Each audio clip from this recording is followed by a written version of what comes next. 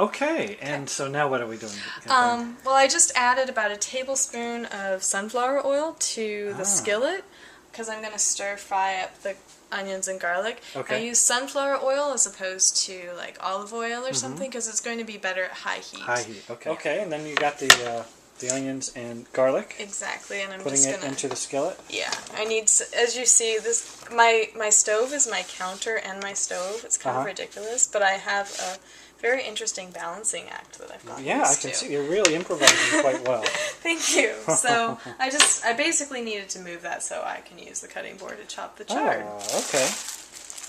Which is what I'm going to do now, actually. Sounds good. So we've got some chard. Yes, rainbow chard. It's so pretty. Oh, wow. Alright, so I'm going to chop up this chard before I rinse it so it can actually fit in the rinsing bowl. Okay. I'm going to chop off the ends of it because they're kind of brown and I'm picky like that. I'm sure not everybody would necessarily. So some do, some don't. Yeah, I'm sure it's not necessary, but it's a habit that I've gotten into. So I'm just going to chop this into relatively you just go thin right slices. Yeah. So there's strips. Yeah, they're going to be kind of long strips. Once they cook down, it's like a good manageable size. Yeah. So this also came from New Leaf? Or actually, this did come from New Leaf because I was in Santa Cruz yesterday, as I often am. You like Santa Cruz? I love Santa Cruz. It's just one of my favorite places in this world. Is that right?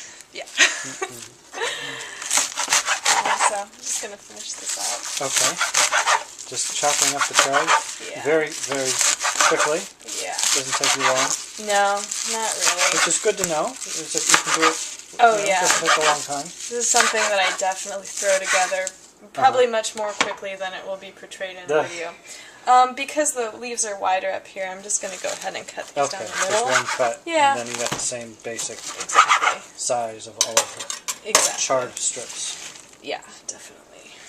And see how they fit now. Amazing. Yeah. Alright, so salad spinner, I just think it's an essential for the kitchen. Okay. I mean, you wash lettuce, chard, kale, I mean, all your greens. And, you know, if you're going to be eating healthy, that's probably going to mean you're incorporating some greens. That sounds great. Yeah, a lot of greens. Yeah. A lot of greens in this. And I'm assuming chard is one of the most nutritious greens, right? High in nutrients. It is high in nutrients.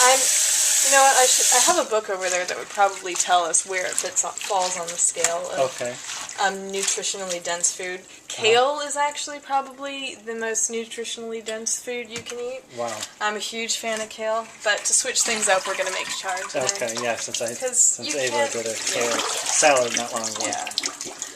My boyfriend thinks that I was a rabbit in a former life because I eat so much kale. Is that right? So I'm just going to spin this dry, and while I'm doing that, I'm going to go ahead and turn on the stove and get the garlic and onions going. Okay. Oh, so that's And that spins it, kind of, so you don't have soggy greens. Of course, it's more important when you're making, it's already drained out because it's broken. But it's definitely more important when you're making salad. Because otherwise your salad gets really soggy, you know, if you rinse the lettuce and then it just sits there.